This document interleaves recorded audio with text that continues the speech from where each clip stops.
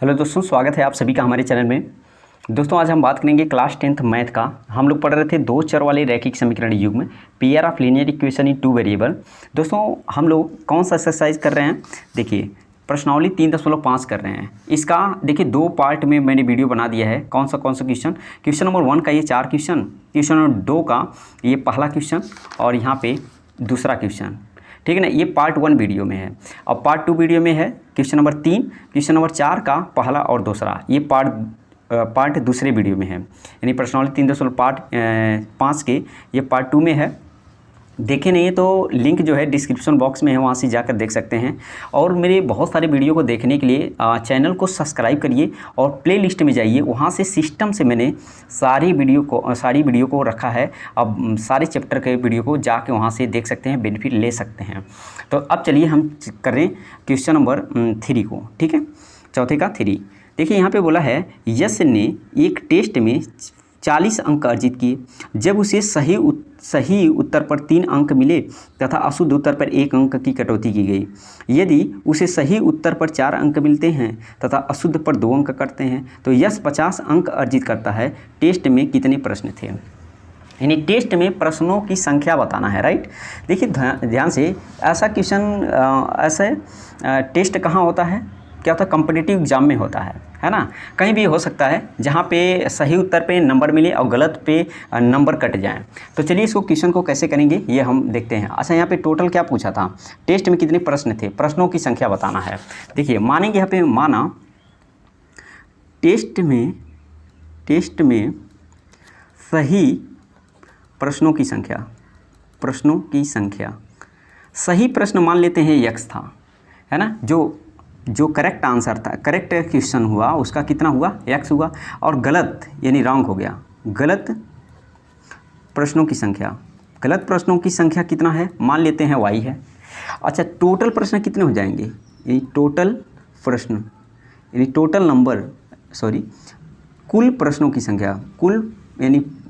प्रश्नों की संख्या, देखिए इतना तो सही है, x सही है और इतना गलत है, ये हो जाएगा टोटल। सही है कि नहीं? बिल्कुल। अब ये प्रथम शर्त से ये क्या कहा है? प्रथम शर्त से ये बोला है कि यहाँ पे देखिए कह रहे 40 अंक अर्जित करते हैं। कौन? यश 40 अंक अर्जित करता है जब उसे सही पर 3 अंक और अशुद्ध पर 1 अंक कटौती है। सही पर 3 अंक मिलते हैं। ध्यान से देखिएगा, सही प्रश्नों की संख्या 3 है और सही के 3 अंक मिलते हैं और गलत के 1 अंक कटते हैं तो y है। गलत प्रश्नों की संख्या y। और कितने अंक अर्जित कर लेता है? तो 40 अंक अर्जित कर लेता है। तो रिलेशन नंबर 1 बन जाएगा। समझ में आया? इसको बनाने आना चाहिए। सही है। सही पर 3 अंक मिले और अशुद्ध पर 1 की कटौती की गई। 3 अंक यहाँ पे सही पे मिला और 1 की कटौती की गई। कटौती करेगा तो हम माइनस में ले लेंगे। सही है कि नहीं? जब गलत हो जाएगा तो है माइनस में जाएगा ना, माइनस में। लेकिन टोटल उसका नंबर 40 मिल रहा था तो 40 के बराबर कर दिया है। ठीक। अब द्वितीय शर्त से करेंगे। अगली वाली में बोला है, देखिए यहाँ पे, यदि उसे सही उत्तर पर 4 अंक मिलते तथा अशुद्ध पर 2 अंक कटते तो 50 अंक मिलता। ठीक है। देखिए इस बार सही उत्तर पे 4 अंक मिलते तो 4x कर दीजिए और गलत पे 2 अंक कटते तो 2y कर दीजिए। तो कितना अंक मिलता है इसको? 50 अंक मिलता। ये रिलेशन नंबर 2 हो जाएगा। ठीक है। तो चलिए रिलेशन नंबर 2 कर दिया। अब इसको हम सॉल्व कर लेंगे। देखिए यहाँ पे कोई सा यहाँ पे कहा नहीं है किस मेथड से करना है, तो हम एलिमिनेशन मेथड करेंगे। ध्यान से देखेंगे, यहाँ पे 2 कॉमन है, क्या कुछ कॉमन है? यहाँ पे निकाल लीजिए। 2 कॉमन करेंगे तो यहाँ से 2x बचेगा और यहाँ से 2 कॉमन किए तो यहाँ y और बराबर यहाँ से 50 है तो 50 कर दीजिए। इससे 2 से काट लीजिए, 25 बार में कट गया, यानी 2x - y = कितना आया? 25 आया। ठीक है। इस समीकरण 2 से हम सॉल्व किए हैं। समीकरण 2 से ऐसे लिख सकते हैं, समीकरण 2 से हमने सॉल्व किया तो ये रिलेशन नंबर 3 इसको कर सकते हैं आप। रिलेशन 3 आ गया। रिलेशन 3 और 1 को हल कर दीजिए। जानते हैं क्यों? बताता हूँ। 3x यहाँ पे -y = यहाँ पे 40 है। ये समीकरण 1 है। देखिए y का कोफिशिएंट 1 है और y का भी यहाँ पे कोफिशिएंट 1 है, यानी गुणांक इसका 1 है। इसका मतलब बराबर है, इसको सॉल्व कर सकते हैं। तो यहाँ पे घटा दीजिए, घटाएंगे तो प्लस हो जाएगा और ये प्लस है और ये माइनस है, कट जाएगा। देखिए -3x में से 2x तो -x -40 से 25 जाएगा तो कितना आएगा? देखिए 10 से 5 गया 5, यहाँ पे 3 से 2 गया 1, और यहाँ माइनस था, माइनस, तो minus minus cancel out, x equal to 15। यानी वो जो है ना x जो है, x क्या था टेस्ट में सही प्रश्नों की संख्या, यानी ये सही प्रश्न था, सही प्रश्नों की संख्या है। 15 ठो सही किया और गलत कितना किया, तो x का मान कहीं रख लीजिए, समीकरण 1 में रख लीजिए, लिखेंगे x का मान समीकरण 1 में रखने पर, चलिए 1 में रखते हैं, तो यहाँ पे 3 इंटू एक्स के प्लेस पे कितना 15 माइनस वाई इक्वल टू 40। अरे दिखा नहीं आपको, यहाँ पे देखिए ध्यान से, इस वाले समीकरण में मैंने x का वैल्यू रखा है, तो 3 तो पहले था, तो 3 यहाँ पे लिखा और x का वैल्यू 15 और यहाँ पे माइनस वाई बराबर 40। ठीक, इसको 15 3 45, तो माइनस वाई इक्वल टू यहाँ पे 40 से 40 लीजिए, ये 15 3 45 इधर जाएगा, तो ये प्लस था तो इधर आएगा माइनस हो जाएगा, तो कितना आएगा माइनस का 5, 45 से 40 जाएगा तो माइनस का 5, क्योंकि माइनस है ना, यहाँ पे माइनस, तो minus minus cancel out, y equal to आ गया, वाई इक्वल टू आ गया 5, y का वैल्यू जो आ जाएगा 5, यानी ये जो है गलत प्रश्नों की संख्या था। ठीक है ना, गलत प्रश्न की संख्या, गलत प्रश्नों की संख्या y आ गया। तो इस तरह से वो जो है टोटल कितने प्रश्न होंगे, देखिए 15 यहाँ पे है सही और 5 गलत है, तो कितना हो जाएगा, यहाँ पे लिखेंगे कुल प्रश्नों की संख्या, प्रश्नों की संख्या आएगा x plus y equal to 15 और प्लस का 5, कितना होगा 20 प्रश्न, टोटल 20 प्रश्न थे, तो ये अपना 20 जो है राइट आंसर होगा। उम्मीद करते हैं कि क्वेश्चन जो है आपको समझ में आ गया। अब चलेंगे हम क्वेश्चन नंबर 4 पर। ठीक है, क्वेश्चन नंबर 4 पे चलते हैं। तो चलिए अगला क्वेश्चन हम देख लेते हैं। यहाँ पे चौथा जो क्वेश्चन बोला है, एक राजमार्ग पर 2 स्थान ए और बी 100 किलोमीटर की दूरी पर हैं। एक कार ए से तथा दूसरी कार बी से एक ही समय चलना प्रारंभ करती है। यदि ये कारें भिन्न भिन्न चालों से एक ही दिशा में चलती हैं तो वे 5 घंटे पश्चात मिलती हैं। यदि वे विपरीत दिशा में चलती हैं तो 1 घंटे के पश्चात मिलती हैं। दोनों कारों की चाल ज्ञात कीजिए। यानी दोनों कारों की हमें क्या बताना है, इसका चाल बताना है, राइट। तो चलिए हम मान लेते हैं, यहाँ पे ये क्वेश्चन काफ़ी इंपॉर्टेंट है, बोर्ड एग्जाम की दृष्टि से ये बहुत ज़्यादा इंपॉर्टेंट है। ये पूछे जाने की इस बार संभावना सबसे ज़्यादा है, तो इसको ध्यान से देखिएगा। तो चलिए इसको चालू करते हैं। देखिए दोस्तों, यहाँ पे चौथा जो है ना, कैसे बोला है, मानेंगे पहले कि अलग अलग कार है ना, तो उसका हम मान लेंगे कि पहला कार, देखिए यहाँ पे पहले हम डायग्राम बनाते हैं। मान लेते एक कार यहाँ पे है, ठीक, दूसरी कार यहाँ पे है, ठीक है। इनके बीच का जो डिस्टेंस है कितना है 100 किमी, 100 किलोमीटर का दूरी था। तो यहाँ पे कहा था कि पहले कार किस स्पीड से चलेगी और दूसरी कार किस स्पीड से चलेगी। तो स्पीड हम मान लेते हैं, माना कार ए की चाल x किमी पर आवर, पहले का ए की चाल, जो कार ए है इसकी चाल हमने माना है x किमी पर आवर। अब बी की, कार बी की चाल मान लेते हैं y किमी पर आवर, राइट। अब देखिए जो क्वेश्चन बोला था, कहा था कार ए और बी की बीच की दूरी जो है 100 किलोमीटर है, तो 100 किलोमीटर कर दिया। और बोला था ये एक ही दिशा में चलना प्रारंभ करती हैं। देखिए ये भी इस डायरेक्शन में चल रही है, तो ये भी बी वाला भी इसी डायरेक्शन में चल रहा है, राइट।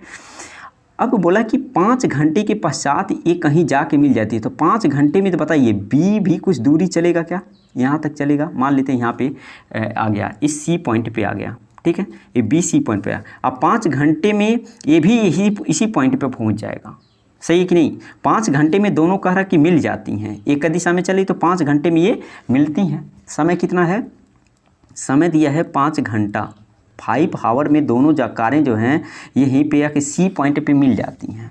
तो हम यहाँ पे एक चीज़ कर सकते हैं, यहाँ से निकालेंगे जो ए कार है ना, यहाँ से कितनी दूर ये चल दिया, अब बी कार कितना दूरी चल दिया, ठीक है। तो मानेंगे, चलिए हम कहेंगे कार ए की दूरी बराबर, आप जानते हैं दूरी बराबर चाल गुणे होता है, चाल गुणे समय, सही है कि नहीं, चाल गुणे समय। तो इसके किसका निकाला है, कार ए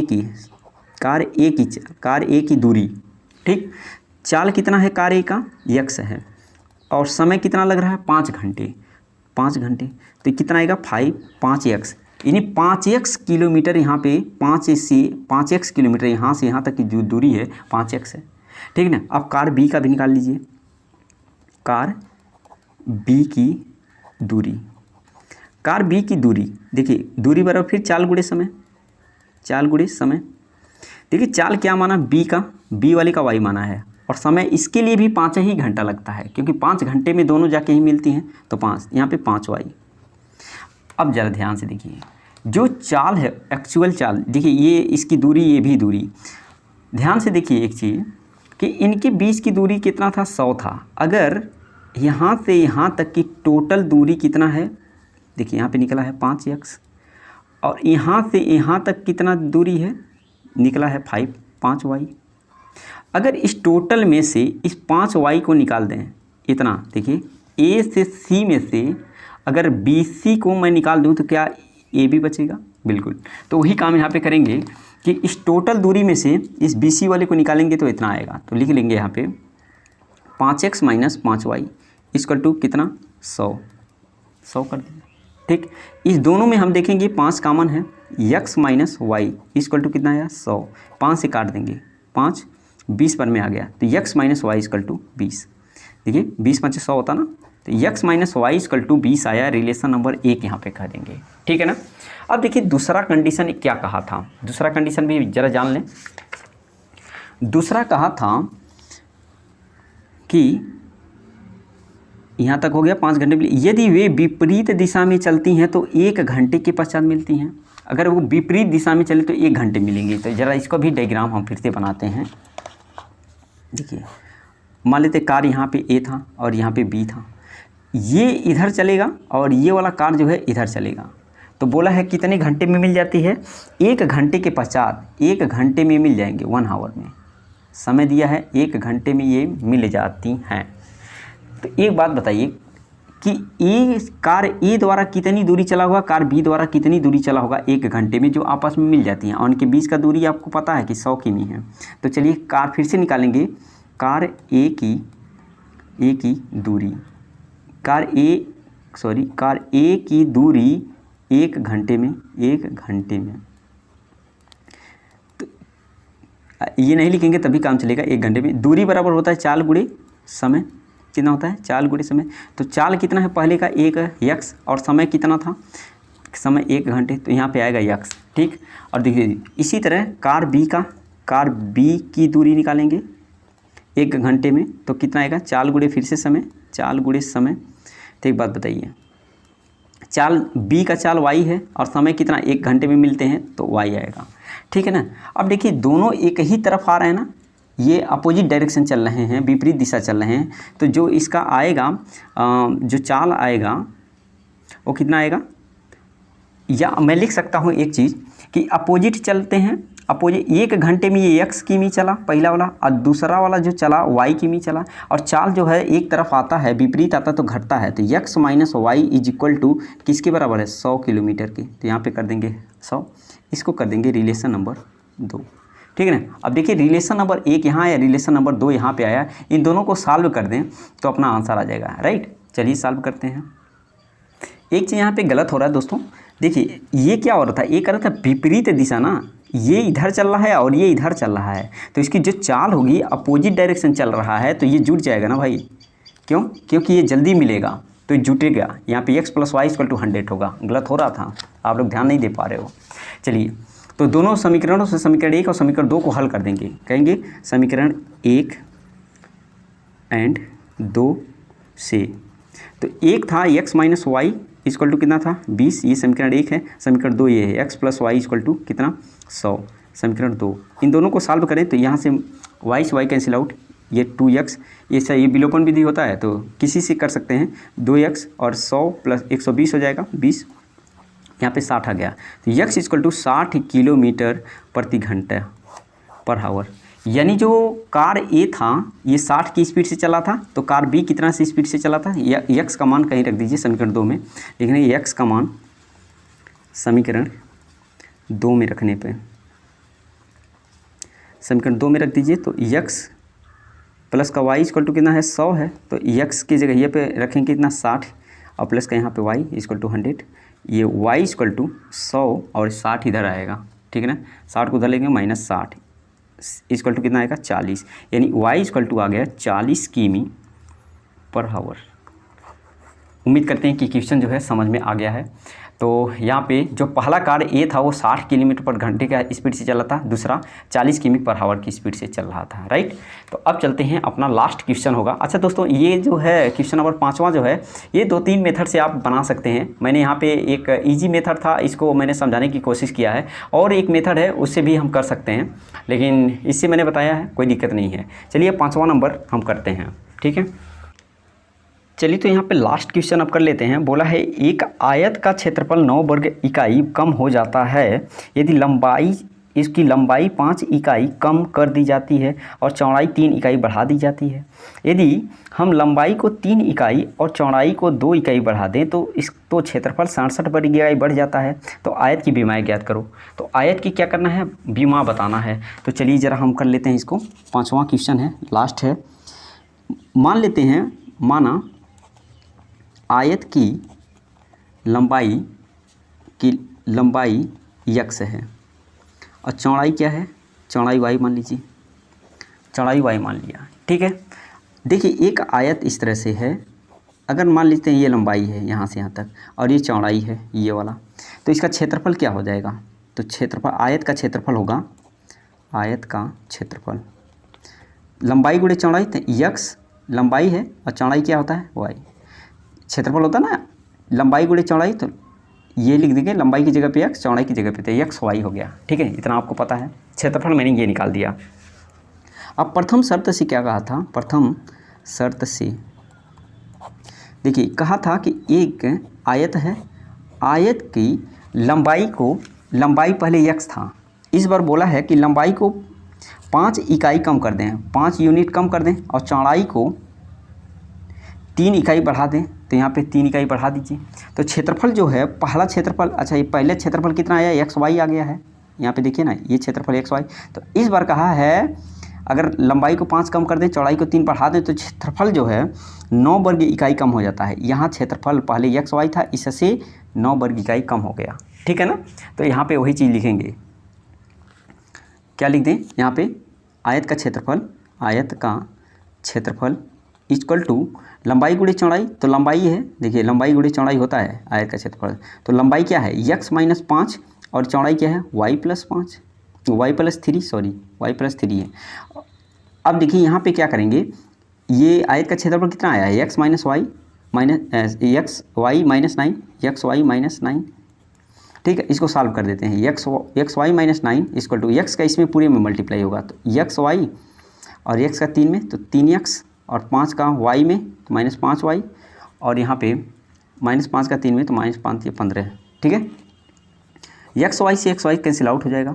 देखिए 3x माइनस 5y को वहीं रहने दीजिए, इस 15 को उठा के इधर लाएंगे, क्योंकि 3x प्लस माइनस 5y को यहीं रहने दिए, इक्वल टू इस 15 को इधर लाएंगे, तो बताइए 15 प्लस में आ जाएगा, ये इधर आएगा, तो और ये माइनस का 9 है ऑलरेडी, तो माइनस 9, 15 से 9 गया, 9 6 15 6 आएगा। यहाँ पे 3x minus 5y equal to आ गया 6, रिलेशन नंबर 1 बना दिया, ठीक है। अब देखिए रिलेशन अब दूसरी शर्त से क्या कहा है, ज़रा एक बार और चलते हैं द्वितीय शर्त से। देखिए पहले वाले में कहा था 9 वर्ग इकाई क्षेत्रफल कम हो जाता है, कब, जब 5 इकाई लंबाई को 5 इकाई कम कर दिया था और चौड़ाई को 3 इकाई बढ़ा दिया था। तो मैंने ऐसा कंडीशन देख लिया डायग्राम के माध्यम से। यदि हम लंबाई को 3 इकाई और चौड़ाई को 2 इकाई बढ़ा दें तो क्षेत्रफल 67 वर्ग इकाई बढ़ जाता है। इस बार देखिए जरा ध्यान से, कह रहे कि लंबाई को, पहले लंबाई x है, को कितना इकाई बढ़ा दें, लंबाई को कह रहे कि 3 इकाई बढ़ा दें और चौड़ाई को कितना, चौड़ाई को 2 इकाई बढ़ा दें। तो इसका जो क्षेत्रफल है, पहले जो जितना क्षेत्रफल है एक्स वाई से 67 वर्ग यूनिट बढ़ जाता है। तो बढ़ जाता तो प्लस कर देंगे दोनों में, ठीक है ना।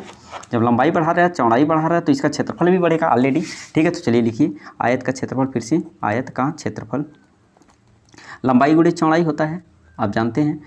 लंबाई क्या है, ये इतना x प्लस 3 और चौड़ाई क्या है y प्लस 2, इनको सॉल्व करेंगे। अच्छा इसका क्षेत्रफल कितना आ रहा है, एक्स वाई प्लस का 67 लिख लीजिए। अब देखिए इसको हम करेंगे सॉल्व, एक्स वाई में तो एक्स वाई, एक्स का 2 में तो 2x और ये 3 का y में तो 3y और 3 का 2 में तो 6, ठीक है ना। xy प्लस का 67, xy से xy कैंसिल आउट। अब देखिए 2x 3y को वहीं रहने दीजिए, इस 6 को इधर लाएंगे तो 67 माइनस 6, ये इधर आ गया तो माइनस हो जाएगा ना, बिल्कुल। 67 में से 6 गया तो 61 आएगा। ये 2x plus 3y equal to 61 relation number 2 बना दिया, ठीक है ना। 2 रिलेशन बन गया, एक यहाँ पे और एक यहाँ पे, ठीक है ना। अब इसको हम दोनों को सॉल्व कर देंगे, चलिए इसको सॉल्व करते हैं। ध्यान देंगे यहाँ पे क्या x का गुणांक यहाँ पे 3 है, x का गुणांक यहाँ पे 2 है, अलग अलग है। यहाँ पे y का गुणांक 3 है, यहाँ y का गुणांक 5 है। इस y वाले को हम बराबर करेंगे। चलिए हम लिखेंगे समीकरण 1 में 3 से गुणा कर देंगे और समीकरण जो 2 है उसमें 5 से गुणा कर लेते हैं। कहना है समीकरण 1 में 3 से तथा समीकरण 2 में 5 से गुणा करने पर। ऐसा क्यों कर रहे हैं आप जानते हैं, मैं y वाले को बराबर करना चाहता हूँ। देखिए यहाँ पे y में 3 है और यहाँ पे y में 5 है, इस वाले 5 का इसमें कर देते हैं और ये जो y वाला 3 है 3 का इसमें कर देते हैं, वही बस यहाँ पे लिखा है तो कर दिया। चलो कर लेते हैं यहाँ पे। देखिए यहाँ पे आएगा समीकरण 1 में 3 से जब गुणा कर रहे हैं तो कितना आ रहा है, 3 त्रिक का हो जाएगा 9x माइनस का 3 का 3 5 15y, ठीक है, और 3 6 का 18। इसको कर देंगे समीकरण नंबर 3। और इसमें कहा है समीकरण 2 में 5 से गुणा करने पे, देखिए 5 से करेंगे तो पूरे इक्वेशन में, अच्छा यहाँ पे ऐसे लिख सकते हैं समीकरण 1 में 3 से कर रहा हूँ और समीकरण जो 2 है इसमें मैं 5 से कर रहा हूँ। तो 2 वाले में चलिए 5 दूना कितना होगा, अच्छा पूरे इक्वेशन में होता है 5 दूना 10x और 5 3 15y इक्वल टू 5 एकम 5 5 एकम 5 और 5 छक्का 30, ठीक। अब यहाँ पे हम सॉल्व कर देंगे एलिमिनेशन से। देखिए 15y प्लस का माइनस का कट जाएगा 15y और यहाँ 10 9 19x इक्वल टू, इसको जोड़ेंगे 8 5 13, कैरी बचा 1 और 0 1 होगा और कैरी 2 हो जाएगा और यहाँ पे 323 आ गया, ठीक है ना। अब इसको कैलकुलेशन कर लेते हैं।